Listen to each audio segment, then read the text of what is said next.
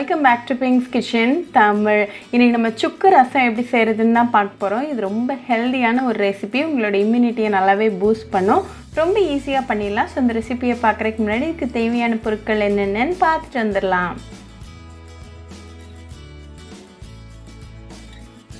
ஒரு இடிக்கிற கல்லில் 1 டீஸ்பூன் மிளகு, அப்புறமா 1 டீஸ்பூன் ஜீரகம் சேர்த்துக்கோங்க. இதை நல்லா ஃபைன் பவுடராக தட்டிடுங்க.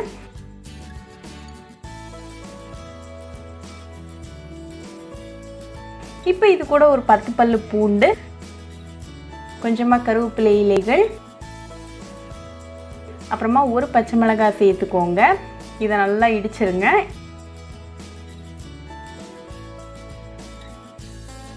இதை ரெடியாக வச்சுக்கோங்க. இப்போ நம்ம ப்ரிப்ரேஷனை ஆரம்பிச்சிடலாம். ஒரு மண்பானையை சூடு பண்ணிக்கோங்க. அதில் 1 டீஸ்பூன் எண்ணெய் சேர்த்துருங்க. எண்ணெய் நல்லா காஞ்சதும் 1/4 டீஸ்பூன் வெந்தயம், 1/4 டீஸ்பூன் ஜீரகம், 2 காஞ்ச மிளகாய், கொஞ்சமாக கருவேப்பிலை இலைகள், 2 சுக்கு துண்டை இடித்து சேர்த்துக்கோங்க. 1 சிட்டிகை பெருங்காயத்தூள், நம்ம இடித்து வச்சுருக்கிற அந்த இன்க்ரீடியன்ட்ஸ், 2 பழுத்த தக்காளி பொடுசாக கட் பண்ணது, 1 டீஸ்பூன் உப்பு, அப்புறமா 1/4 டீஸ்பூன் மஞ்சள் தூள் சேர்த்துக்கோங்க. இது எல்லாத்தையும் நல்லா கலந்து விட்டுருங்க. இந்த தக்காளி நல்லா மசிஞ்சு குக்கார வரைக்கும் நல்லா கலந்து விட்டுக்கோங்க.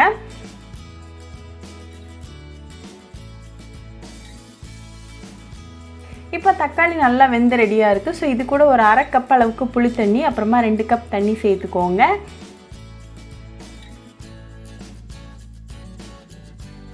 இதை நல்லா கலந்து விட்டுருங்க. இது லைட்டாக கொதிக்க ஆரம்பிக்க வரைக்கும் நம்ம வெயிட் பண்ணலாம். இது லைட்டாக கொதிக்க ஆரம்பிச்சதும் ஃப்ளேம் ஆஃப் பண்ணிவிட்டு கொஞ்சமாக கொத்தமல்லி இலைகளை தூவிடுங்க. இப்போ நமக்கு டெலிஷியஸான சுக்கு ரசம் சூப்பராக ரெடி ஆகியாச்சு. இதை நல்லா சூடாக சாதம் கூட சர்வ் பண்ணி உங்கள் ஃபேமிலி அண்ட் ஃப்ரெண்ட்ஸ் கூட என்ஜாய் பண்ணுங்கள்.